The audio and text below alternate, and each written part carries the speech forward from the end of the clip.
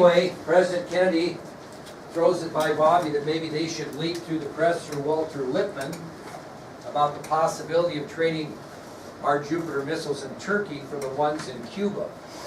And obviously, that must have happened because when you watch the video, you can see the signs that suggested that, okay? Now, this ends up being quite a thing because it moves us to Thursday, October 25th. Okay, Thursday, October 25th. And how Kenneth O'Donnell starts his day and how President Kennedy starts his day will be quite a bit different. President Kennedy started the day on Thursday, October 25th by writing a letter to Orville Dreyfus. Why would he write a letter to Orville Dreyfus? No. He was the editor of the New York Times. Why would he write a letter to Dreyfus? What? Not about... No, nothing to do with the leak. He did a leak through Lippmann. Why is he writing a letter? Very good. He's writing a thank you letter. He's writing a thank you letter to Dreyfus for agreeing not to print that certain information about the about his confrontation with the Soviet Union over Cuba. And in his letter, you don't have to write this down, but he said, an important service to the national interest was performed by your agreement to withhold information that was available to you Sunday afternoon. That was part of the thank you letter. He said, an important service to the national interest was performed by your agreement to withhold information that was available to you Sunday afternoon. What a nice thank you note saying thank you for holding that, although it was probably against everything you've been taught as a journalist. It really was an important service to the national interest. Kenneth O'Donnell's morning started out a little bit differently. Started out with confrontation, and you've seen examples of how fired up Kenny can get at times, Kenneth O'Donnell. And what happened is National Security Advisor McGeorge Bundy informed O'Donnell how upset the military was over that leak about the missiles in Turkey. You can imagine when the military heard that, when it came out in the press, you think they were happy about that? Absolutely not.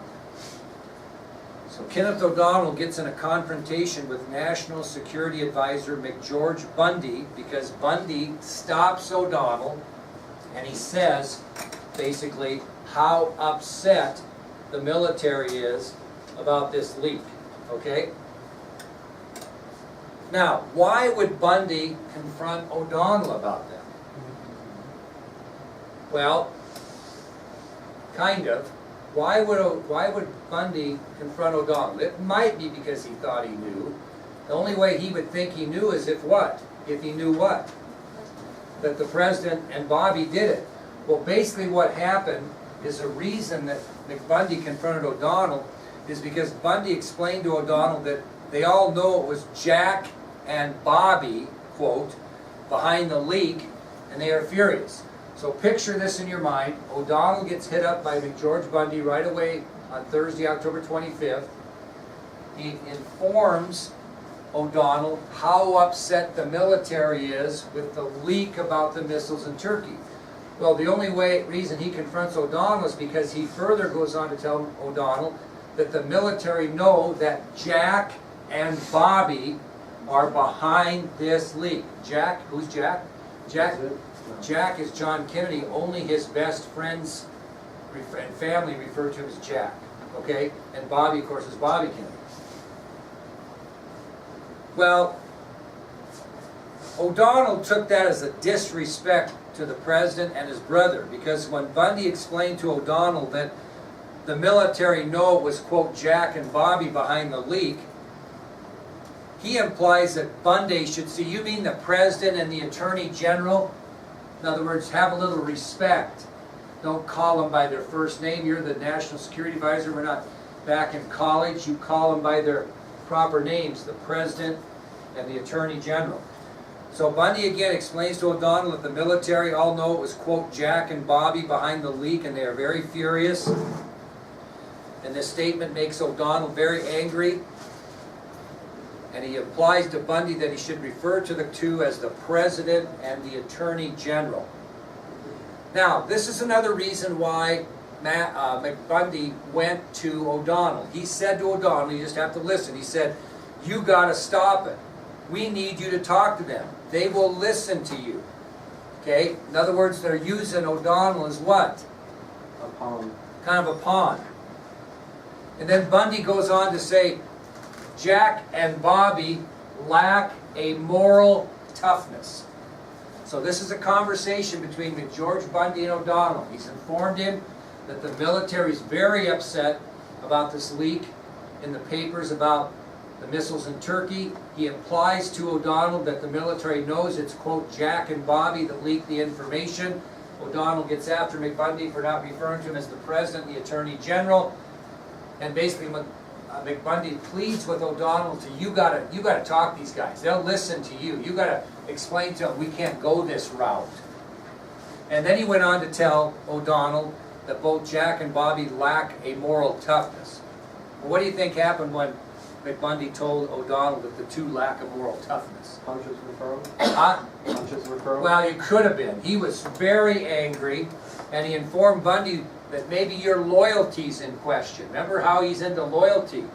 And he informs Bundy, you wouldn't even be in the White House if it wasn't for the Kennedys. So where's your loyalty? They're the ones that made you National Security Advisor. Where's your loyalty? You know, is your loyalty with the military? Is your loyalty with the people that put you in the office? He really got after it. And after his confrontation with McGeorge Bundy, who do you think he meets with? Kennedy and Bobby. President Kennedy and Bobby. Now what do you think O'Donnell, he doesn't know anything about this leak or where it came from, but he's got it figured out. What do you think his thought process is? Is he going to be thinking more along the Kennedy lines, or is he going to be thinking more along the military lines? Yeah, he's upset. He is very upset at the President and Bobby for leaking that. He expresses his own displeasure with the decision to leak the information, and he tells the President that there's only one way the world's going to look at this leak. What way would the world look at this leak? Especially our allies. Weakness. Well, what are we willing to do? Where? And what are those missiles there for? Not only to protect us, but to protect our allies. So basically what O'Donnell says is all you're doing, how is the world going to read this? Our allies are simply going to think that you're selling them out for our own safety. Does that make sense? Because that's what they're doing. If they remove those missiles from Turkey, our allies that are over in that area are thinking what? God, we're in trouble for the safety of the United States. They're thinking only about themselves. So Kenny O'Donnell is very much against and upset about this leak. Now, what have we learned about Kennedy's father? I didn't go into a bunch of detail this year about the Kennedy family, but what have you learned about him by listening to this video? How do people pursue him? Or excuse me, portray him? An appeaser. An appeaser. In other words, he was against America's entrance into World War II. We talked about that already, okay? He's an appeaser. One general referred to him as the architect of Munich, how we got the short end of the stick after World War II because we wanted to appease everybody. Well, O'Donnell is so upset with this leak, he looked at the President and said, this is something your father would do. He said, this is something your father do. It's that effing bad. In other words, he was on him. He thought it was a horrible decision that it would be something their father. This idea was so bad, was so bad it's something your father would have done. So that he got kind of personal with the Kennedy boys because he was so upset about this. But is he still going to support them? Yes, because he's loyal to them. But he let them know, bad idea. And I think he was, inside he's upset that what? He wasn't consulted, right? So he's upset about it. Well, you got to remember that what was the other group that had to kind of agree that we were doing the right thing in Cuba? We already got the Organization of American States. No, Congress wasn't supporting. They were going to have a special meeting of what? United Nations. So we're at the point here where the Security Council of the United Nations is meeting to discuss the events in Cuba. And there are many members of the United Nations that were really questioning what is the United States doing in Cuba. Just like Bobby said, a big nation picking on a smaller nation, okay? What are they not aware of? The missiles? Not only the missiles, but the fact that we have what of the missiles? Pictures. Pictures. So, as a result, the United States is going to have to justify to all the other countries around the world, the United Nations, that their actions against Cuba are legitimate. So, the President gets Press Secretary Salinger, and he says, you need to make arrangements for Commander Ecker's photographs of that low-level flight to be furnished to the UN ambassador to the United Nations. Who's the United States ambassador to the United Nations? Adlai Stevenson. And so what they're doing is they're trying to set this thing up because they've got to go to this special meeting, and Adlai Stevenson's got to convince the world, convince everybody in the United Nations that the actions the United States are taking in Cuba are legit. Because they don't know anything about what? The missiles. They got rumor of missiles because he gave his address, but where's your proof? Okay, nobody's seen these photographs outside the high levels of the government. So Pierre Salinger urges President Kennedy to let him make arrangements to get Commander Ecker's photographs of the missile sites, give them to UN Ambassador Adlai Stevenson. And he's going to be the person that has to be responsible to convince the members of the UN that the United States is justified in what they're doing in Cuba. Now, I want you to think about this. What would be your apprehension about the UN so far? Anything at all? If you were Bobby Kennedy and maybe other people of XCOM, what might be your concern as you go into this UN meeting? Well, and you're close, and you got to get him to agree with you, right, dear? And so you got to have what to get him to agree? Well, you got to have a tough, somebody kind of tough to go in there and let him know what's going on. Well, how have you viewed Adlai Stevenson so far, and what I've told you about him in the video? Well, he said what he needed to say. Yeah, but he's a little bit of an appeaser, isn't he? I mean, he's a little bit wimpy. And there are many members of XCOM, especially Bobby Kennedy, that have serious doubts that Stevenson has what it takes to get this going, okay? Because the Soviet ambassador that Stevenson's going to confront is a guy named V.A. Zorin. Very hardliner, very hard dude. And nobody thought that not nobody, but many didn't think Stevenson was up to it, that he could confront V.A. Zorin, the Soviet ambassador to the United Nations, and get anything done. So what's Bobby want to do?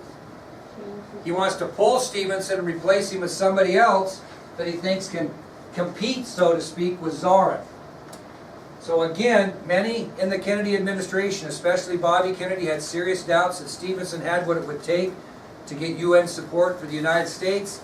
Soviet ambassador V.A. Zorin was a very hard-liner, and many thought Stevenson was too weak to stand up to him in front of the United Nations, and Bobby Kennedy really wanted his brother to pull Stevenson and replace him with somebody that would be a little bit tougher. And President Kennedy disagreed. He said, nope, Adlai's our man. Adlai's our man. Now, if Julie is going into the state swimming competition, and I'm the coach, and I've been kind of on her all year and coached her up all year long, and I just have some serious doubts that she's motivated enough to go in there and win that state championship in whatever race you're racing in. And I'm thinking to myself, I've been on her the whole season, she's not going to respond to me. What might I do to try to get you motivated? Yeah, who would I ask to talk to you? Oh, maybe your mom, but her mom's too close to her teammate. Maybe I'd go to Kyra and say, Kyra, listen, you got to give Adlai Warren a pep talk here, okay? Adlai Warren a pep talk, and that's what he did. Who did he have giving the pep talk? Kenneth O'Donnell. Very good. So President Kennedy will disagree with Bobby. He's not going to replace Adlai Stevenson.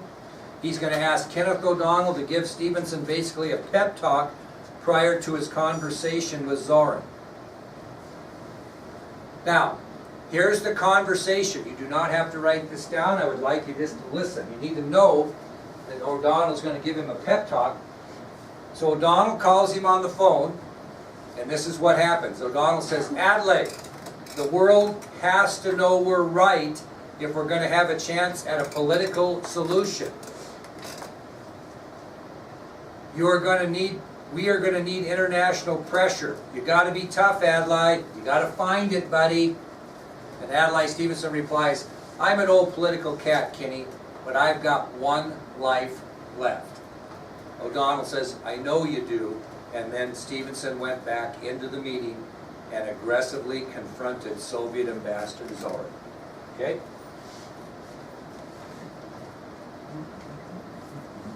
And here's the confrontation, so you don't have to write it down. Holy crap. Or the gift that keeps on giving you, like Christmas. Well, I want you to pay, thank you, I want you to pay attention. This is the best way to do it. Thank you. Remember me on Christmas. You know what I need on Christmas from you guys? Not to go on vacation so we can have class every day. Ah. No, not, a gift that will not be given, right? I don't even think that. Oh yeah, I would.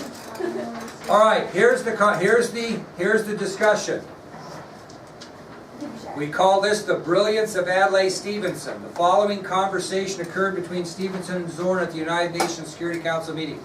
Zorin says to Stevenson, because remember he just talked to O'Donnell and he kind of walked into the meeting late, okay? And he says, we are very glad you could join us, Mr. Stevenson. For the last 2 hours, the entire world is asking only questions. The United States is pushing the entire world to the brink of catastrophe. The people of the world want to know why. We are told again and again about some incontrovertible evidence of offensive weapons in Cuba. But no evidence can be shown to us. Perhaps your spy planes are so secret that you're simply incapable to present such evidence. Perhaps the United States of America is simply mistaken. Huh? The chair now recognizes the representative from the United States. So Zorin had his say. Now it's time for the United States to have theirs. Stevenson says, well, let me say something to you, Mr. Ambassador. We do have the evidence. We have it, and it is clear and incontrovertible. And let me say something else. These weapons must be taken out of Cuba.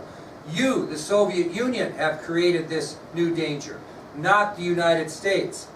Finally, Mr. Zorin, I remind you that the other day you did not deny the existence of these weapons. But today, again, if I heard you correctly, you now say they do not exist, or that we haven't proved they exist. All right, sir, let me ask you one simple question. Do you, Ambassador Zorin, deny that the USSR has placed and is placing medium and intermediate range missiles and sites in Cuba? Yes or no? Don't wait for the translation. Yes or no? Zorin responds by saying, I am not in an American courtroom, sir, and therefore I do not wish to answer a question that is put to me in the fashion in which a prosecutor puts questions. In due course, sir, you will have your answer.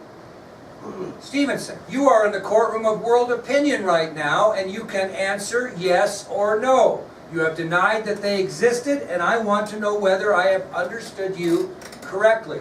Zorin says, continue with your statement. You will have your answer in due course. Stevenson, who's got a reputation as a little bit of a wimp, says, I am prepared to wait for my answer until hell freezes over, if that's your decision.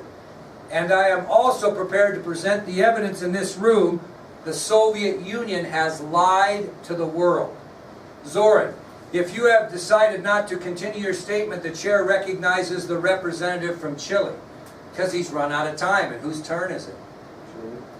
The representative from Chile promptly gave his time back to Stevenson and the United States.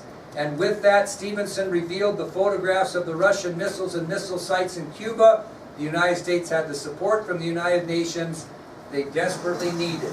And we will now show you that on the video.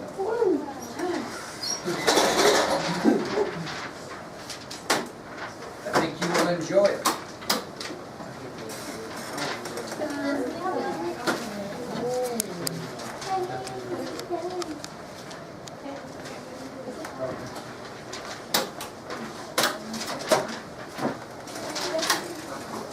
Are you ready? Okay, here we go. Side conversations away. This will be first the confrontation that McBundy and O'Donnell have right to where we're at. George Bundy. Interesting name. Okay, here we go. Pay attention. Here we roll. Kenny, Matt, what did you think of the Littman call this morning? I think it's a bad idea. Thank God. Look, everybody's furious about it. We traded away our missiles in Turkey and we're dead politically. You gotta stop it. We know it's Jack and Bobby's idea. They leaked it to Lippman. The military guys are going ape and they're They not should alone. speak up. Christ. Ken, it's not that easy. It is. No, it isn't. They don't trust the people who feel this way. But these people are right and the Kennedys are wrong. We need you to talk to them. They'll listen to you.